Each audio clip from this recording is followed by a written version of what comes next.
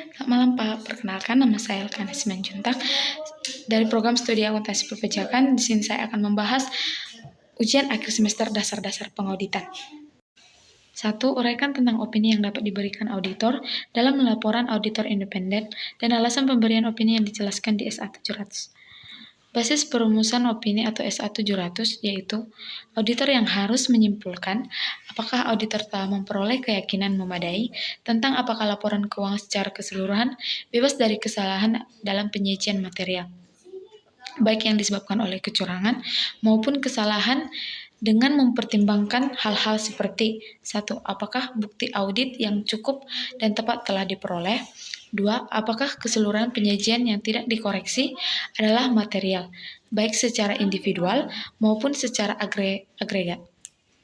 Dan apakah laporan disusun dalam semua hal yang material sesuai dengan ketentuan dalam kerangka laporan keuangan yang berlaku? 1. Apakah laporan keuangan mencapai pengujian wajar auditor, di mana auditor harus menyatakan opini tanpa modifikasi ketika auditor menyimpulkan bahwa laporan keuangan disusun dalam semua hal material sesuai dengan kerangka pelaporan. 1. Uraikan tentang opini yang dapat diberikan auditor dalam laporan auditor independen dan alasan pemberian opini yang dijelaskan di SA 700.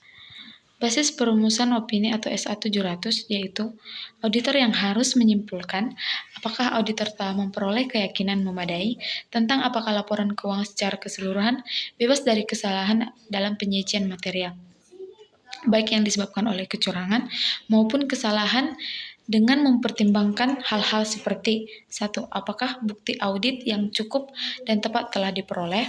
2. Apakah keseluruhan penyajian yang tidak dikoreksi adalah material, baik secara individual maupun secara agregat? Dan apakah laporan disusun dalam semua hal yang material sesuai dengan ketentuan dalam kerangka laporan keuangan yang berlaku? 1. Apakah laporan keuangan mencapai pengujian wajar auditor, di mana auditor harus menyatakan opini tanpa modifikasi ketika auditor menyimpulkan bahwa laporan keuangan disusun dalam semua hal material sesuai dengan kerangka pelaporan.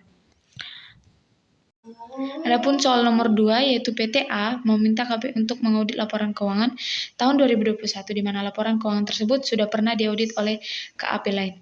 Penugasan diberikan karena salah seorang dari akuntan Anda merupakan keluarga dari kepala bagian di perusahaan tersebut. KAP Anda juga dijanjikan bonus sejumlah persentase tertentu apabila pinjaman yang diajukan berbasis laporan keuangan yang diaudit disetujui. Bahaslah apa yang Anda lakukan berbasis aturan etika akuntan publik.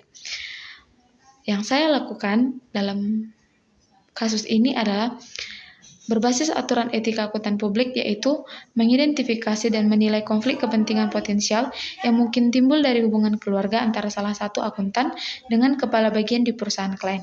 Saya juga harus memastikan bahwa audit yang dilakukan dengan independen, objektif, dan juga harus proporsional.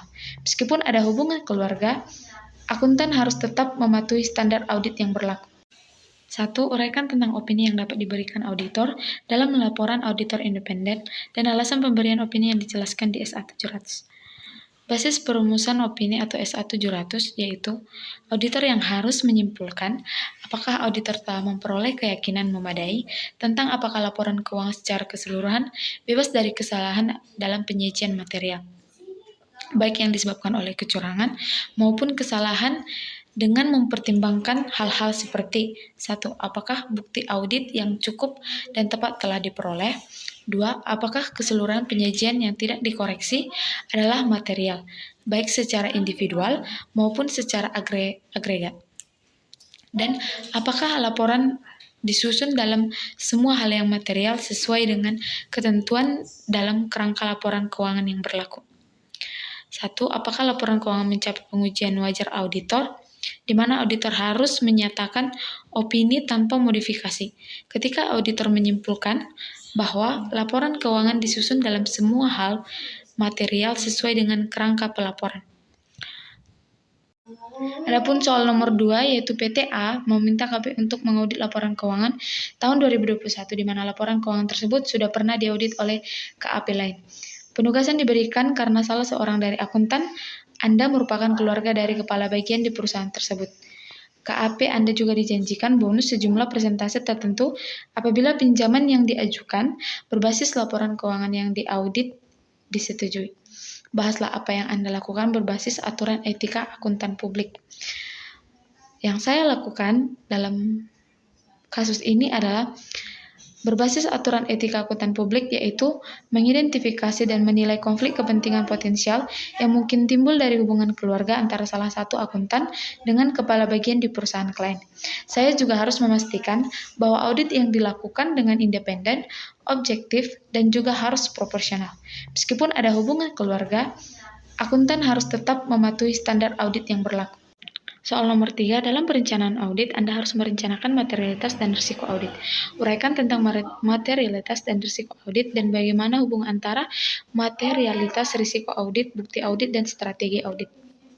Oke, baik, saya akan menjawab. Materialitas adalah besarnya penghilangan atau salah saja informasi yang dilihat dari keadaan yang melengkapinya.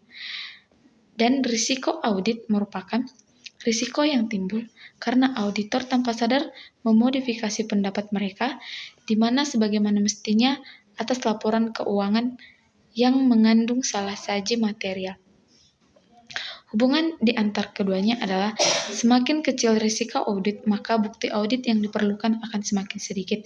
Begitu juga dengan sebaliknya, dengan menggunakan dalam laporan auditor independen terdapat paragraf yang menyebutkan tanggung jawab manajemen dan paragraf tanggung jawab auditor atas audit laporan keuangan. Soalnya, uraikan masing-masing tanggung jawab tersebut. Yang pertama, tanggung jawab audit. Paragraf ini menjelaskan bahwa tanggung jawab auditor adalah untuk melakukan audit atas laporan keuangan, di mana sesuai dengan standar audit yang berlaku secara umum. Sedangkan auditor bertanggung jawab untuk merencanakan dan melaksanakan audit dengan memperoleh keyakinan yang memadai tentang apakah laporan keuangan bebas dari kesalahan material baik yang disebabkan oleh kecurangan maupun kesalahan. Yang kedua adalah tanggung jawab manajemen, di mana paragraf ini menyatakan bahwa tanggung jawab untuk menyusun atau penyusunan dan penyajian laporan keuangan yang akurat dan lengkap berada pada manajemen perusahaan, di mana manajemen tersebut bertanggung jawab untuk menentukan dan menerapkan sistem pengendalian internal yang relevan dan efektif, yang berguna untuk memastikan bahwa transaksi dicatat dengan benar. Untuk soal terakhir, yaitu uraikan tentang pengujian berikut. 1. Pengujian pengendalian atau test of control. 2. Pengujian substantif. 3. Yang prosedur analytical, test of transaction, test of detail account. 1. Pengujian pengendalian atau test of control. Test of control merupakan pengujian yang dilakukan oleh auditor untuk menilai efektivitas pengoperasian pengendalian internal klien dalam rangka mendukung estimasi awal atas risiko pengendalian.